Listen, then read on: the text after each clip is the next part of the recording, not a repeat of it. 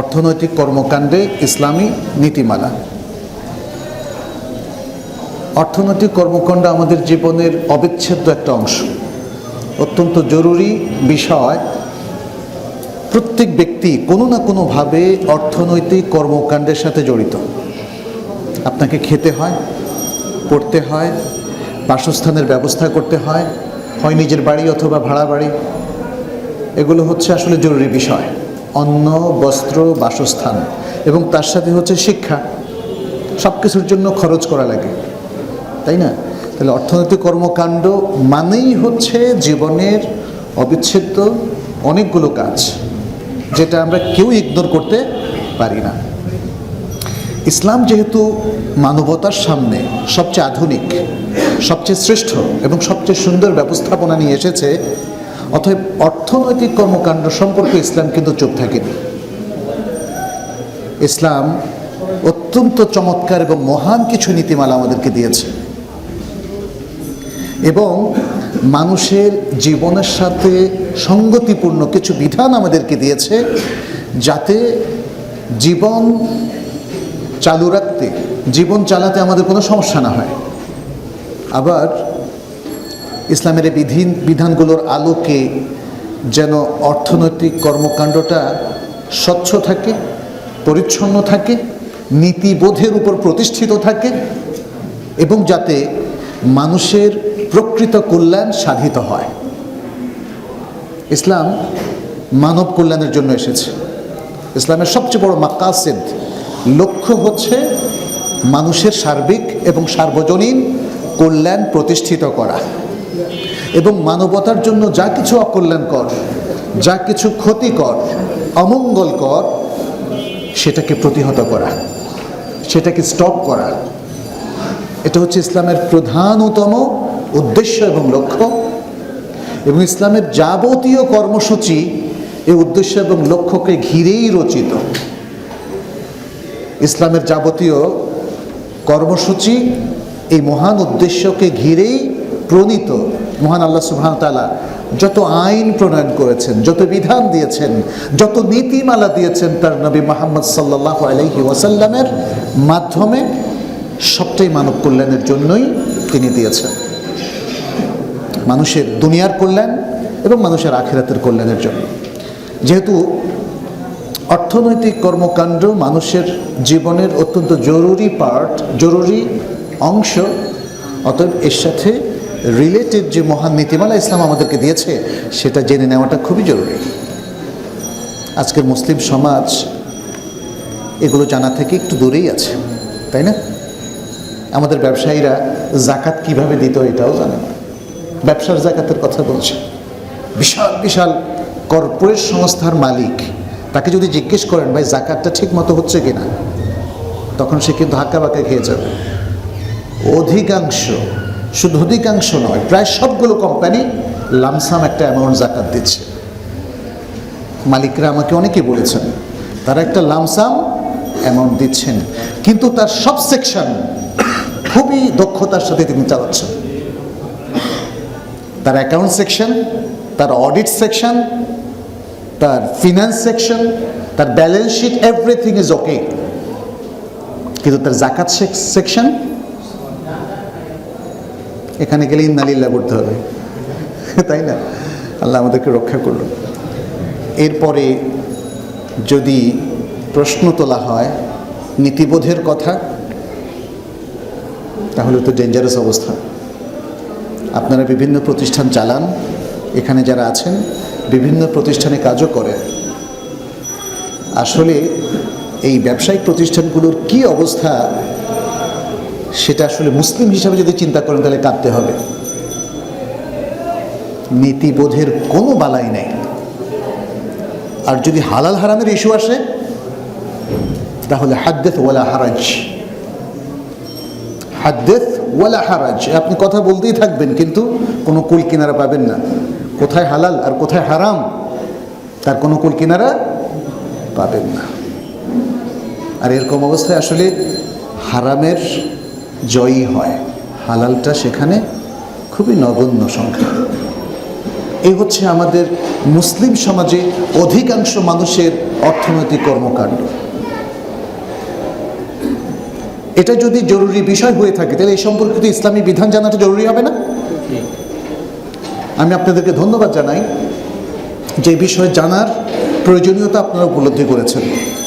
হালাকাগুলো সাধারণত আমরা ইমান ইসলাম নিয়ে করি, মনে হয় যেন অর্থনৈতিক কর্মকাণ্ড ইমান ইসলামের বাইরে, তাই না? আজকে মূলনীতির মধ্যে দেখবেন যে আমাদের আকীদার সাথে ইসলামী অর্থনৈতিক কর্মকাণ্ডের বিশাল সম্পর্ক আছে। ইসলাম এমন সব নীতিমালা আমাদেরকে অর্থনৈতিক কর্মকাণ্ডে দিয়েছে সব ক্ষেত্রে, সেটা মানে শুরু করার ক্ষেত্রে তার বৈশিষ্ট্য, তার যে মাধ্যমগুলো, অর্থনৈতিক কর্মকাণ্ডের যে কর্মসূচিগুলো এবং তার যে লক্ষ্যমাত্রা, পুরোটাই যে কোনো কনভেনশনাল সিস্টেম থেকে একদমই ডিফারেন্ট, আলাদা। ইসলামের এই সব কিছু হচ্ছে মহান। আর অন্যগুলোর ক্ষেত্রে আপনি দেখবেন হাজারো সমস্যা। আপনি যখন ইসলামটা ভুলে যাবেন তখনই দেখবেন দুর্নীতি, তখনই দেখবেন অন্যায়, তখনই দেখবেন সুদ, তখনই দেখবেন ঘুষ, তখনই দেখবেন হালাল হারামের বাদ বিচার নাই, তখনই দেখবেন হালালের সাথে হারামের মিক্স, ভেজাল, 2 নাম্বার, অনেক কিছু। তো আমরা আসুন এই নিয়ম নীতিগুলো একটু জেনে নেই। এই নিয়ম নীতিগুলো 3টা প্রধান কার্যকারণের উপর প্রতিষ্ঠিত। একটা হলো আল আমেল আল ইতিকাদি, আল আমেল আল ইতিকাদি, আকীদা বিষয়ক কিছু সূচক, কিছু নীতিমালা। আকীদা আমরা জানি একজন ব্যক্তির মানসিকতাকে প্রভাবিত করে। ইসলামী আকীদা একজন ব্যক্তির মানসকে তৈরি করে। মানুষ, বুঝতে পেরেছেন তো, তার মনস্তত্ত্বকে তৈরি করে। সে কিভাবে চলবে, কিভাবে চিন্তা ভাবনা করবে, কি সিদ্ধান্ত নেবে, কি মনস্থির করবে, এই জিনিসটা নির্ধারিত হয় কিসের আলোকে? আকীদার আলোকে। এটাকে বলা হয় আল আমেল আল ইকতিসাদি, আল আমেল আল ইতিকাদি, অথবা আল আমেল আল আকাদি। ইকতিসাদি নয়, আল আমেল আল আকাদি, অর্থাৎ আকীদাগত সূচক, আকীদাগত নীতিমালা। এটা আসলে ইমানের উপর প্রতিষ্ঠিত, আমরা একটু পরে বলছি। এর মধ্য দিয়ে আমাদের মুসলিমদের, যারা আমরা এরকম নানা অর্থনৈতিক কর্মকাণ্ডে জড়িত, তাদের মনস্তত্ত্ব এবং তাদের মানসিকতা তৈরি হয়। দ্বিতীয় হচ্ছে আল আমেল আল আখলাকি, চারিত্রিক সূচক বা চারিত্রিক নীতিমালা। চরিত্র ওই আকীদা থেকে উৎসারিত হয়, আকীদা থেকে উৎসারিত হয়। এবং অর্থনৈতিক কর্মকাণ্ডে চরিত্র খুব গুরুত্বপূর্ণ একটা বিষয়। আমরা সেটা ব্যাখ্যা করলে বুঝতে পারবেন। অর্থনৈতিক কর্মকাণ্ডে চারিত্রিক যে গুণাবলী, সেগুলো বিশাল একটা প্রভাব বিস্তার করে এবং অর্থনৈতিক কর্মকাণ্ডকে নিয়ন্ত্রণ করে। কিভাবে, সেটা একটু পরে আমরা বলছি। তৃতীয় হচ্ছে আল আমেল আত তাশরিঈ, ইসলামী বিধান অথবা ইসলামী শরিয়তের বিধান ভিত্তিক সূচক বা নীতিমালা। ইসলাম বলেছে ব্যবসার মধ্যে এটা জায়েজ, এটা জায়েজ না, এটা হারাম, এটা করা যাবে না, এটা হচ্ছে শরিয়ত। তাহলে এখানে 3টা জিনিস আমি আশা করি আপনারা বুঝতে পেরেছেন। একটা হলো আকীদা ভিত্তিক যে নীতিমালা, আরেকটা হলো আখলাক বা চারিত্রিক নীতিমালা, আরেকটা হলো শরিয়া ভিত্তিক নীতিমালা। 3টা ভিন্ন জিনিস। আমরা আকীদা নিয়ে পড়াশোনা করেছি, আকীদার বিষয়গুলো জানি, তাই না? আল্লাহর রুবুবিয়ত, উলুহিয়ত ইত্যাদি বিষয়গুলো। আমাদের অর্থনৈতিক কর্মকাণ্ড আল্লাহর রুবুবিয়তের সাথেও সম্পর্কিত এবং আল্লাহর উলুহিয়তের সাথেও সম্পর্কিত। আল্লাহ যখন বলেন ওয়া আহাল্লাল্লাহুল বাই'a ওয়া হাররামার রিবা, সূরা আল বাকারার 275 নম্বর আয়াতে, আজকে তো ইমাম সাহেব সেই আয়াতগুলোই পড়লেন। আল্লাহ বেচাকেনাকে হালাল করেছেন আর সুদকে করেছেন হারাম। যিনি বলেছেন তিনি কিন্তু রব, তিনি খালেক, অতএব তার কথাটা আমাদের জন্য অবধারিত। আমরা রবের নির্দেশ মানতে বাধ্য, অমান্য করার অধিকার কারও নেই, কারও নেই। আল্লাহর নির্দেশ পদার্থ অমান্য করে না, তাহলে মানুষ কীভাবে অমান্য করবে? হ্যাঁ, মানুষকে আল্লাহ সুযোগ দিয়েছেন পরীক্ষার জন্য, বাট সে আইনগত দিক থেকে আল্লাহর নির্দেশ মানতে বাধ্য। রাষ্ট্রের নিয়ম, যেমন যে কোনো রাষ্ট্র কি বলে, আপনি রাষ্ট্রের যে কোনো সুন্দর কল্যাণ সাধনের যে নিয়ম প্রণীত হয়েছে সেগুলো নিয়ম মানতে বাধ্য। কিন্তু যে চুরি করে সে কি নিয়ম মানে? যে ডাকাতি করে সে কি নিয়ম মানে? যে ব্যাংক লুট করে সে কি নিয়ম মানে? যে দুর্নীতি করে যে অফিসার কিংবা যারা, তারা কি নিয়ম মানে? তাহলে দেখা যাচ্ছে যে যে কেউই যে কোনো নিয়ম যদি অপরিহার্যও হয়, কিন্তু নিয়ম ভঙ্গ করার একটা ক্যাপাসিটি আল্লাহ তাআলা সৃষ্টি করে দিয়েছেন।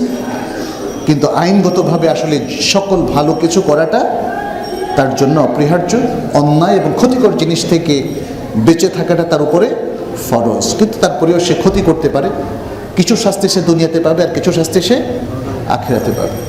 এখন এই যে বেচা কেনা হালাল করেছেন, তাহলে আল্লাহর এই হালালের মধ্যে থাকাটা হচ্ছে ইবাদত।